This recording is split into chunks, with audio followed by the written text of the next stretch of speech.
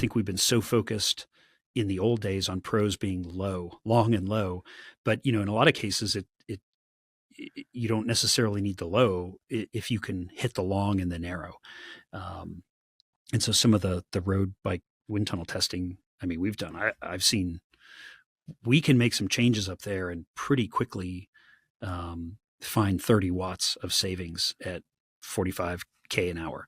Have you seen the Aero Coach Ornex handlebars?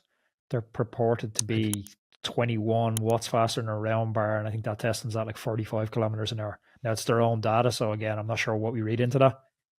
Is it just an arrow flat, like the flat top of the bar is arrow shaped, or no? It's actually almost mimicking the position that you would turn your hoods in, so it's quite a funky design. Yeah.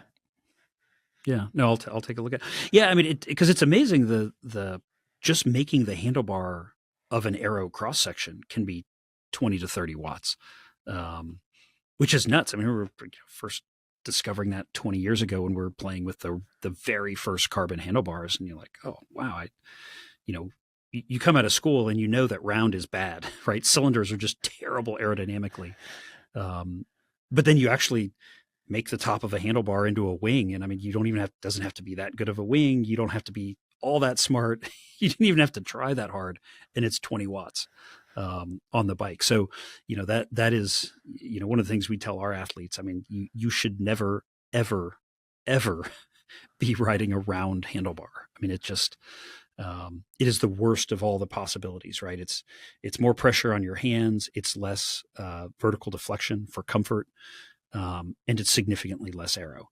And so, we still get these guys, oh yeah, but this is a special, it's made for me in Germany and it's 150 grams. Like, I don't care. It's, back to like weight will matter for 2% of, whatever event you're in. And if you're a World Tour pro, we're already adding weight to your bike. So stop getting hung up on taking 10 grams out of this part that just makes some poor mechanic have to put 10 more grams back in somewhere.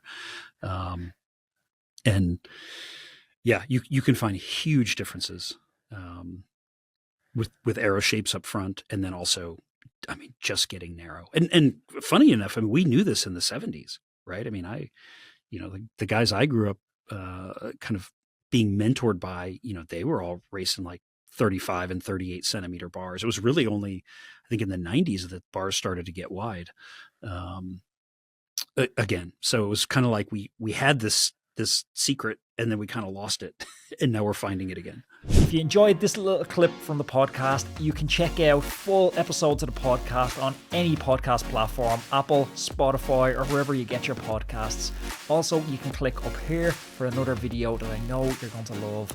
And don't forget to subscribe to the channel. See you next day.